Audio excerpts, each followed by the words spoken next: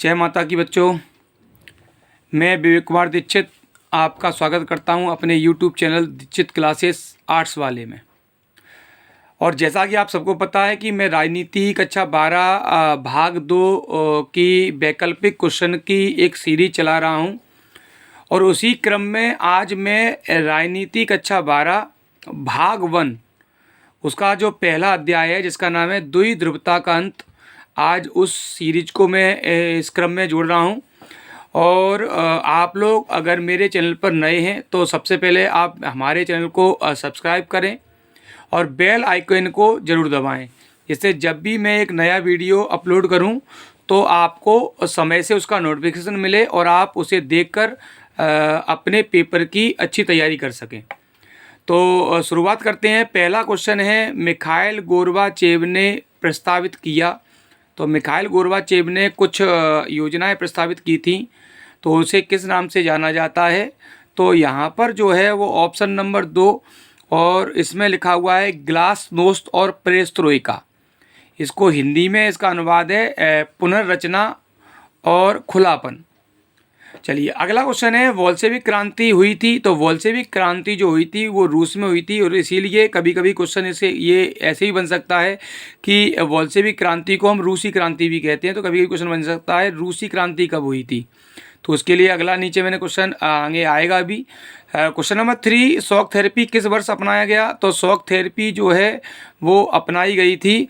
तो shock therapy के लिए देखा जाए तो बर्लिन की दीवार जब 1989 में गिर गई उसके बाद शॉक थेरेपी को अपनाया गया था, इसलिए इसका जो आंसर होगा वो ऑप्शन नंबर 2 होगा 1990 में। अगला क्वेश्चन है क्वेश्चन नंबर 4, द्विध्रुवता के उदय का कारण क्या है? तो द्विध्रुवता के उदय के कारणों में अगर देखा जाए तो पहला ऑप्शन दिया है 2 महाशक्तियों का उदय। बिल्कुल, दोनों महाशक्तियाँ बची हुई थी विश्व में, इसलिए द्विध्रुवता का उदय हुआ। बड़ी शक्तियों की कम संख्या, तो बिल्कुल सही बात है। प्रथम विश्व युद्ध और द्वितीय विश्व युद्ध के बाद जो बड़ी शक्तियाँ थी वो खत्म हो चुकी थी, तो बड़ी शक्तियों में गिने चुने देश बचे हुए थे, इसलिए द्विध्रुवता का उदय हुआ। ऑप्शन नंबर 3, परमाणु हथियारों की दौड़, तो बिल्कुल सही बात है। जो बची हुई जो शक्तियाँ थीं उन्होंने परमाणु हथियारों की दौड़ शुरू कर दी थी।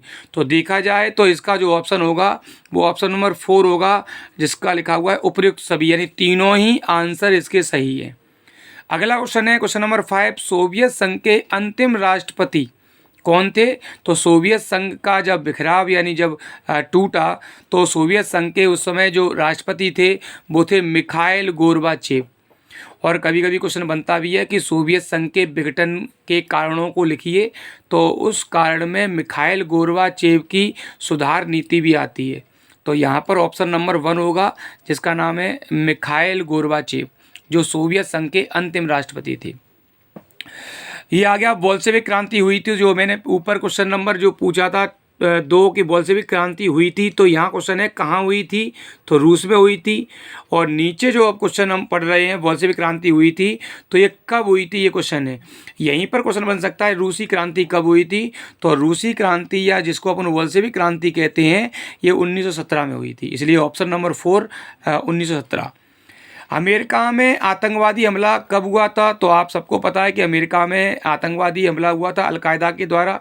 4 हवाई जहाज़ को हाईजैक कर लिया गया था, तो अमेरिका के 3 पॉइंट पर उनको पटका गया था, जो ब्लैक डे के रूप में मनाया गया था।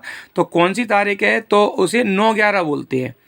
अमेरिका में जो आतंकवादी हमला हुआ था उसे 9/11, तो 9 जो है वो महीना है, 11 जो है वो तारीख है, क्योंकि अमेरिका में जो है वो महीना पहले और तारीख बीच में लिखी जाती है, उसके बाद सन लिखा जाता है, इसलिए उसे 9/11 की घटना कहते हैं। और इसीलिए इसका ऑप्शन होगा ऑप्शन नंबर 4 11 सितंबर 2001। अगला क्वेश्चन क्वेश्चन नंबर 8, समाजवादी क्रांति किस वर्ष हुई? तो समाजवादी क्रांति मैंने ऊपर पढ़ के आए हैं, रूसी क्रांति या बोल्शेविक क्रांति, तो फिर ऑप्शन है ऑप्शन नंबर 2 1917 में। क्वेश्चन नंबर 9, रूस के पहले चुने हुए राष्ट्रपति कौन से थे? तो आप पहले ऑप्शन पढ़ चुके हैं मिखाइल गोर्बाचेव, जो सबको पता है सोवियत संघ के अंतिम राष्ट्रपति थे।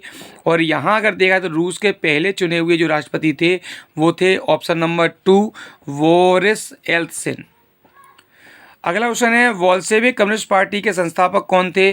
तो बोल्शेविक जो कम्युनिस्ट पार्टी है उसको बनाने का जो काम किया था वो ऑप्शन नंबर 4, जिनका नाम है व्लादिमीर लेनिन, इसलिए ऑप्शन नंबर 4 होगा।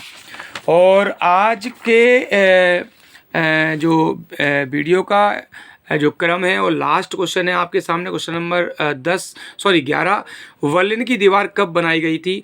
तो बर्लिन की जो दीवार है वो 1961 में बनाई गई थी। जब दोनों देश अलग अलग संगठन बना लेते हैं तो इन बीच में एक दरार, मतलब बर्लिन जो जगह है वहाँ पर इस दीवार को खड़ा कर दिया गया था और एक तरफ को पूर्वी क्षेत्र और एक तरफ पश्चिमी क्षेत्र बन गया था। तो बर्लिन की दीवार कब बनाई गई थी? तो 1961 में। तो आप सबको पता है जैसा कि मैं कक्षा 11 और 12 आर्ट्स की क्लास चलाता हूं और अभी 25 फरवरी से वार्षिक पेपर आने वाले हैं, जिसकी तैयारी के लिए मैंने ये चैनल शुरू किया है। और मैं इसमें अभी राजनीति के लगातार ऑब्जेक्टिव जो क्वेश्चन है वो आपको लगातार सेंड कर रहे हैं। और बीच में एक भूगोल की सीरीज भी मैंने शुरू कर दी है और शीघ्र ही मैं भूगोल, हिस्ट्री और समाजशास्त्र, इकोनॉमिक्स सभी से संबंधित क्वेश्चन धीरे धीरे आपके पास अपलोड करना चालू कर दूंगा। आप इन वीडियो को देखकर अपने पेपर को बेहतर कर सकते हैं। तो कल आपको फिर मिलेंगे अगली वीडियो के साथ। जय माता की।